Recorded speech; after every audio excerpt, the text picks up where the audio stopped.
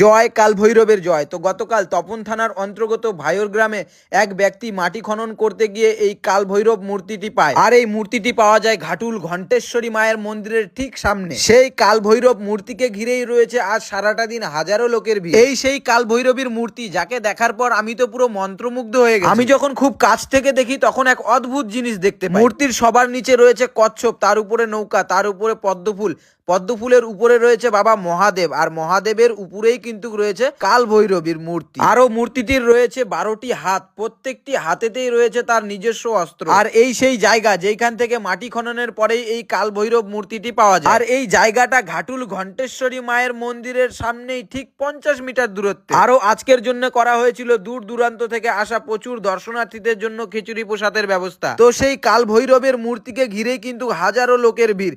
তো চলো, যে সমস্ত দাদারা সেই মূর্তিটিকে খনন করে উঠিয়েছে, তো তাদের মুখেই কিছু রক লিপে শুনে নেওয়া যাক। তো দাদা বলছি, এই ঠাকুরটার নাম কি জানা আছে? ভৈরব। আচ্ছা, তো এই ঠাকুরটা কালকে পাওয়া গেছে না? আচ্ছা, এইখান থেকে, এই জায়গা থেকে পাওয়া গেছে না?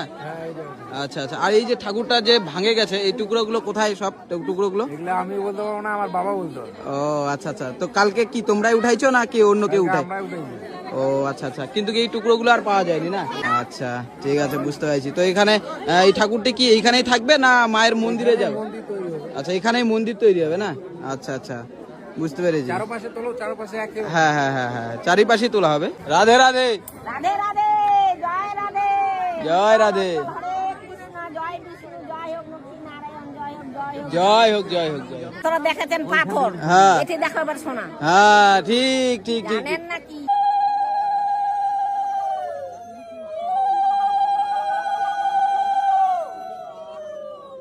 রাধে রাধে, রাধে রাধে।